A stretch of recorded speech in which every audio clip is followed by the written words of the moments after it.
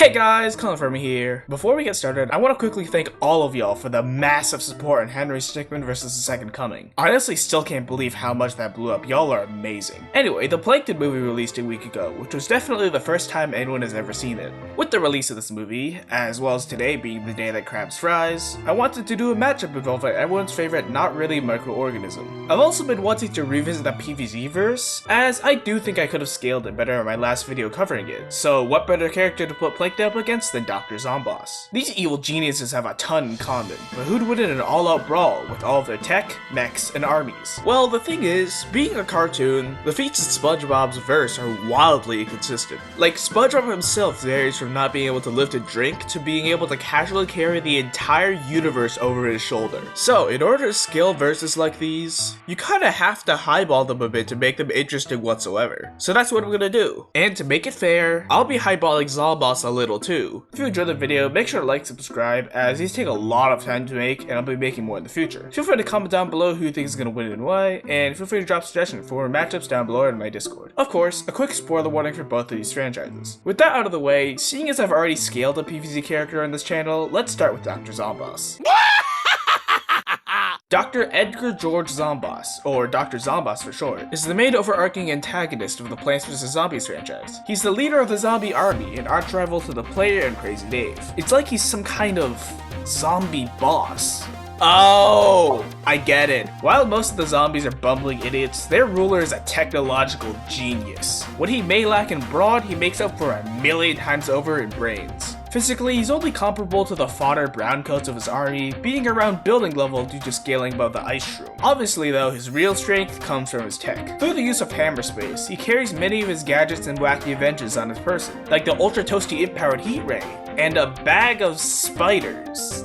The comics are kinda weird. Like, he's invented a gas that turns everyone who breathes this stupid, and has built machines that can casually rip holes in reality on accident. Speaking of his machines, they are easily some of his most powerful assets. He's built machines like the sun vacuum, that was going to absorb all the sunlight on Earth to leave the plants defenseless. For reference, the Earth gets hit by enough energy from the sun to destroy a city every second. He can even build things as powerful as the Moon-based Z, which was going to completely stop the Earth's orbit, at worst requiring over 100 zetatons of TNT, which is planet level. And then of course, there's his robots and mechs, like the Zombots. The original Zombot, scaling far higher than the Doom Shroom, is in the city block to even multi-city block levels of power. But the Zombots from PvZ 2, he can travel through time, as well as manipulate fire, ice, sound, etc. His strongest mech by far though is the Ultra Zombot 6000 from Garden Warfare 2. This new and improved take on the original Zombot is so powerful, it serves as a devastating loss for the army of evolved plants if he even gets assembled in the first place, and can take a massive amount of damage from them. And the plants in Garden Warfare aren't your average foliage. Now previously, in my Piranha Plant vs. Chomper video, I scaled the Garden Warfare cast to country level, from a couple feats like Super Brains causing an explosion from punching Super Meat to Earth all the way from the moon. However, a lot of y'all in the comments pointed out a mysterious group with potential higher end implications that I neglected to mention in that video, the Gnomes. Not much is known about this race of beings, but they seem to have existed for at least billions of years, possibly for an infinite amount of time. Now, I neglected to scale the Gnomes in that video for a couple reasons, mainly because I thought Gnomus was an unreliable source of information, as he's been shown to lie about things like fighting you. Also, I didn't really think it was that consistent, and kinda iffy due to being just statements from one character. However, I've since changed my mind, due to other implications that they are far more powerful than they seem at first glance. So, because of all this, and the fact that we're being pretty generous to Plankton as well, let's take the statements of Gnomus the Gnome King seriously. Firstly, Gnomus states that black holes are formed from gnomish flatulence. The energy needed to create a black hole varies wildly, from one smaller than a centimeter requiring small planet levels of energy, to the average black hole requiring star to even large star levels of AP.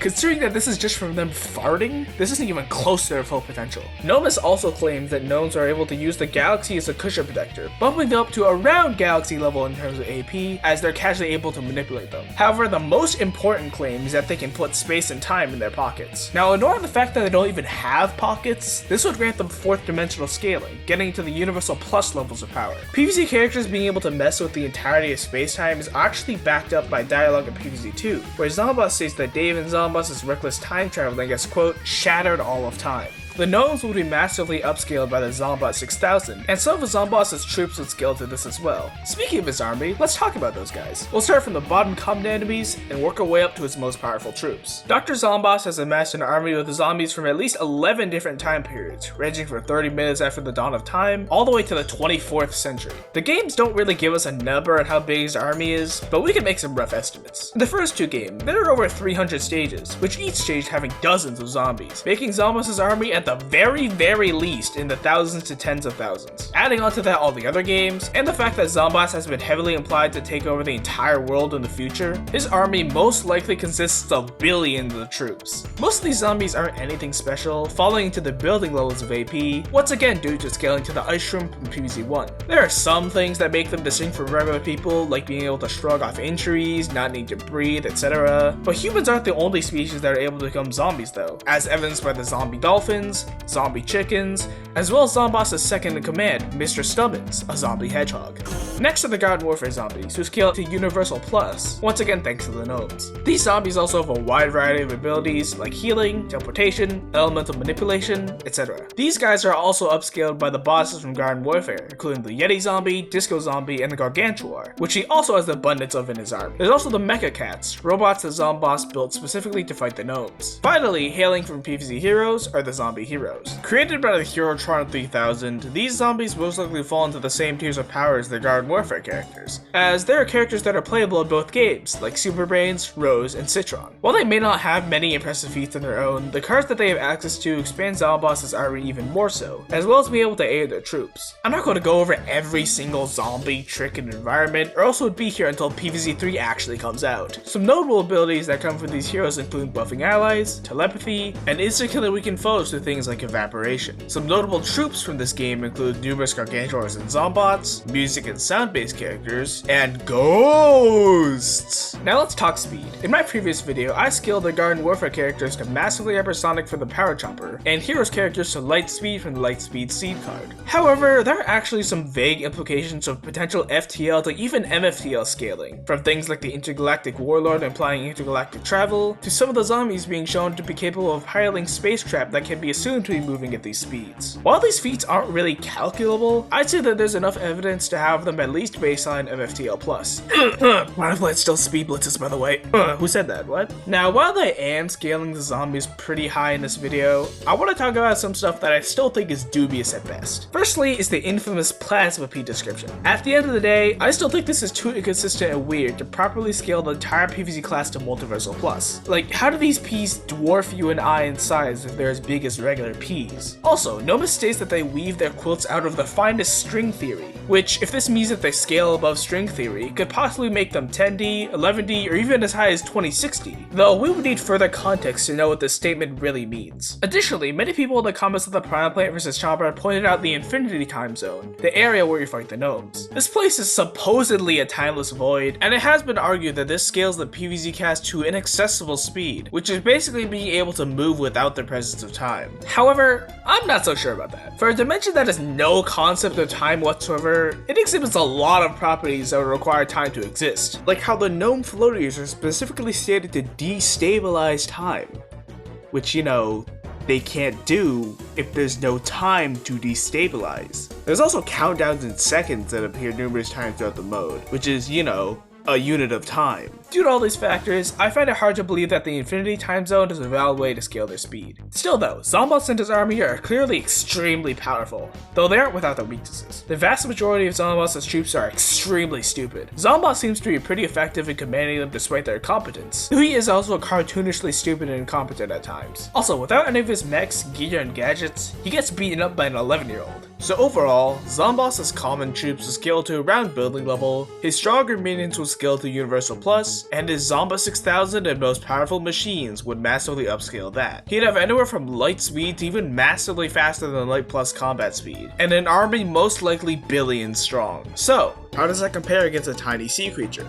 I went to college! Sheldon J. Plankton, or Plankton for short, is a common antagonist in an immensely popular TV show, Spongebob Squarepants. Under the former nuclear testing site Bikini Atoll lies the undersea city Bikini Bottom, home to the restaurant with the greatest food in all of fiction, the Krabby Patty. This burger is so delicious, so incredible, that Plankton, owner of the rundown rival restaurant The Chum Bucket, needs to learn how to make it by getting that formula. However, being an inch tall, he can't really just get in there and grab it with force. So instead, he uses his brains and college education to create tech, gadgets, and robots to help him steal a fast food burger recipe, which will somehow help him achieve world domination. He's got a lot in his kit, so let's start with the small stuff. As a cartoon character, he has access to Toon Force, granting him things like hammer space and insane durability. He's got a mechanical arm, numerous mind control devices, a time machine, and a lot of other gadgets and knickknacks. With the Goo Goo gas, he can turn anyone who breathes it into a baby. With the Duplicatotron, he can summon numerous robot minions. With the Ghost Extraction Machine, he can turn into a ghost. With the Salsa Imbecilius, he can create a gas that makes everyone as dumb as Patrick. With the Sonic Cannon that destroys every known material in the universe, well, I think that one's kind of self-explanatory, isn't it? Next, let's talk about the bigger stuff, like his mechs. He has a ton of these things, from a giant version of himself to a plane that drops tartar sauce on people. Additionally, in the movie Sponge Out of Water, he gains a new form called Plankton, getting a massive amount of strength and size. But how powerful are these mechs and forms exactly?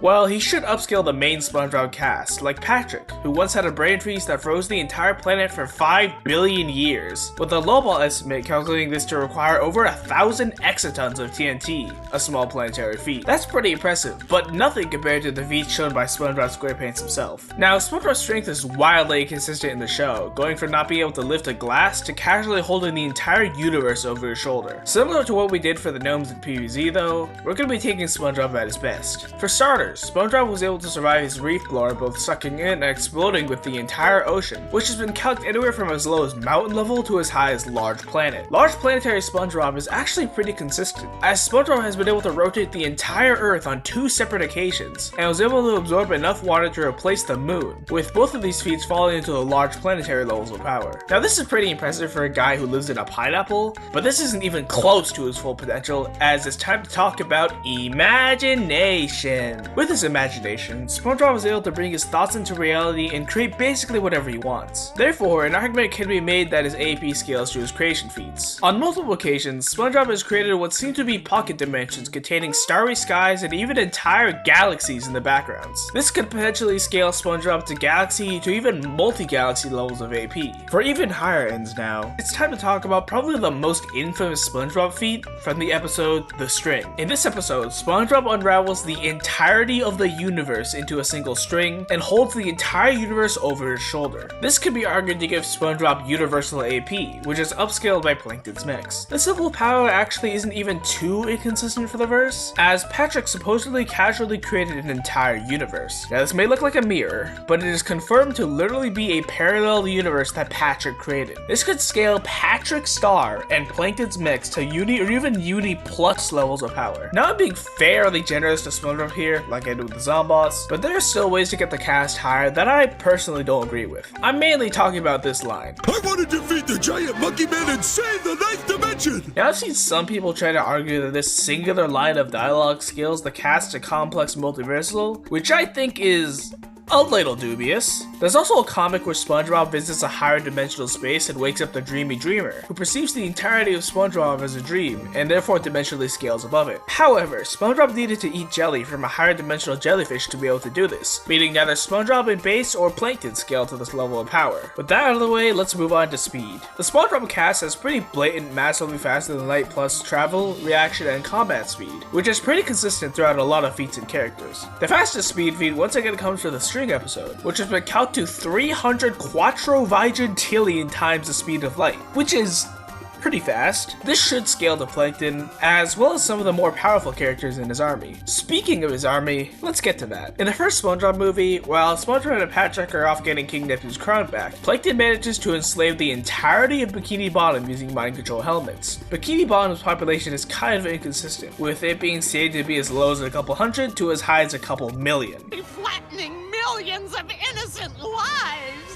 Now I've seen some scale pretty much every SpongeBob character to SpongeBob's solar system to galaxy level stuff, but I think saying that literally every single resident of Bikini Bottom is a galaxy buster is a little bit disingenuous. Personally, I think the fairest thing to do is to scale the main cast of SpongeBob, while the vast majority of Bikini Bottom citizens would scale much lower. At worst, I think the average Bikini Bottom resident would scale to around small building level, due to surviving Bikini Bottom getting exploded. Though at absolute peak, they could scale into Galaxy to even Uni. And at the top of the food chain, we have King Neptune. Now, it's unclear what the relationship between movie Neptune and show Neptune is. Are they the same guy? Is this Neptune's son Triton? Or is this just an actor hired for the movie? That's not really what this video is about though, so for this video, I'll just be assuming that the movie Neptune and show Neptune are the same guy, or at least have the same powers. Being the god of the seven seas, Neptune should upscale all of its residents by a considerable amount, and has a plethora of magic abilities, such as elemental attacks, summoning, cursing, growing in size, granting power, transmutation, healing, etc. Plankton's army also includes a plethora of robots that he's created, with some of them upscaling the main cast as well. He also has a bunch of weird one-off minions that he could count as part of his army, like the 300 clothes of SpongeBob that he made, though they disappear after a short while. And then there's his thousands of relatives, who are honestly pretty useless by themselves, though they potentially scale above the main cast who are working together. Now while this guy seems pretty busted for being so small, and he's not without his weaknesses. After all, he still is extremely weak physically and is really small. Additionally, being a sea creature, he likely has a weakness to heat and dehydration, like how SpongeBob, Patrick, and the rest of the fish that were captured and brought to Shell City did. Also, his mind control buckets can be countered by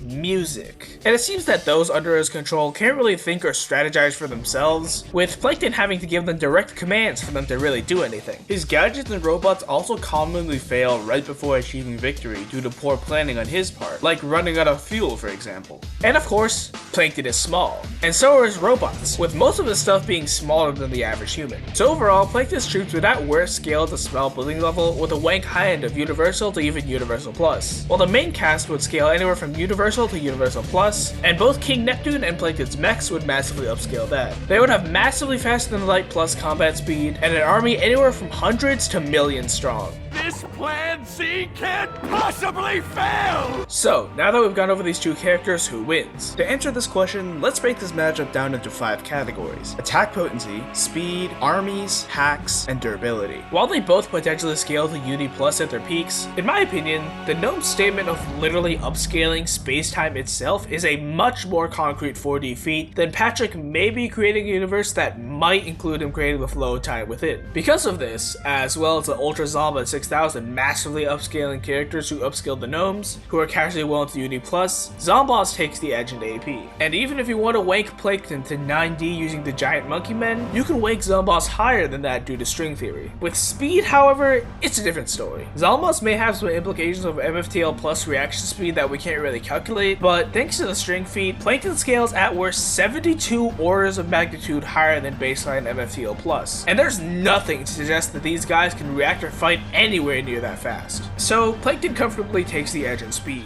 So they both have an advantage in one stat each, but where the tables really turn is where we get to their armies and arsenal. Plankton most consistently has hundreds or even thousands of troops, but it's possible to wank it to a couple million. Out of this army, he maybe has like a couple dozen troops that scale to SpongeBob. Zomboss at worst had tens of thousands of zombies, with him most likely having billions of zombies at his disposal. Out of these troops, dozens, likely hundreds of troops scale above the Gnome's Uni Plus feats. Even King Neptune's might wouldn't change much. Neptune may be able to buff others, but the Herotron 3000, as well as many cars from PvZ heroes, can do the same. Most of his other abilities, like healing, energy protection, and elemental manipulation, can also be replicated by the zombies. Additionally, sound and music-based zombies like the one from Neon Mixtape Tour and the Dancing Tribe from Heroes can potentially counter the bucket helmets like SpongeBob did in the climax of the movie. But even if the music somehow couldn't, the bucket helmets seem pretty easy to destroy or remove. A lot easier to remove than a zombie virus. Doing this would dismantle a huge portion of Plankton's army and possibly turn them against him, since Zomboss can turn pretty much any animal to a zombie, anything from a hawk to a shark. And while the zombies are incredibly stupid, they can at least think and strategize for themselves, something Plankton's slaves don't seem to be able to do. Even if you want to say that every single Bikini Bottom resident is Galaxy or even Universal level, Zomboss' sheer numbers advantage, size advantage, and the ability to easily either incapacitate Plankton Plankton's troops or turn them against him might make it actually be better for him than having them be weaker than his common troops. So Zomboss pretty comfortably takes the edge with his army. Next up is hacks. At first glance, Plankton seems like a strong contender for winning this category, due to his toon force and plethora of weird wacky gadgets. The thing is though, the zombies have stuff that are similar to or even outright counter Plankton's gadgets. Plankton has a gas that turns people into babies, but the zombies don't breathe and have a similar gas that Plankton has no counter for. Plankton can turn himself into a ghost, but Zomboss has ghosts in his army as well. Plankton can make the zombies have the same IQ as Patrick, but that honestly might make them smarter. Now Plankton still has gadgets that Zomboss doesn't have a specific counter for, like the sonic cannon that destroys every known material in the universe, but again, the sheer number of both his zombie army and Zombots gives Zomboss an edge in this fight. So this is looking pretty bad for Plankton, but can Zomboss truly kill him? Let's talk about the last stat, durability. Thanks to his zombie physiology, Zomboss can survive having limbs and even his head torn off. But thanks to toon force, Plankton is pretty much immortal and can regenerate from pretty much anything, with a healing factor dwarfing Zomboss's, meaning he takes the edge in durability. However, Zomboss still has win cons that don't involve just straight up killing him. While both have dabbled in time travel, Zomboss's experience with the subject easily dwarfs Plankton's, and can possibly retroactively make Plankton have never existed. Additionally, similar to all the other sea creatures in Shell City, Plankton could theoretically be dried out and incapacitated with things like the Evaporate card or the Ultra Toasty Empowered Heat Ray. They could also just weaken him with debuffs and then lock him up. And then there's the simplest win con. They can just infect him and turn him into a zombie. The loser of a versus matchup doesn't necessarily have to die. This isn't death battle. So overall, while Plankton has the advantage in speed and durability, due to Zomboss having an edge in AP, hacks, and sheer number of troops, I have Zomboss just barely winning more times than not. Though this is an incredibly close matchup, definitely the closest that I've covered on this channel so far. But what do y'all think? Is there anything I missed from either side that would change the outcome? Make sure to like, subscribe, and comment if you enjoyed, and feel free to share your thoughts in this video and more matchup suggestions in my comments or in my Discord. But that's all from me today. See ya!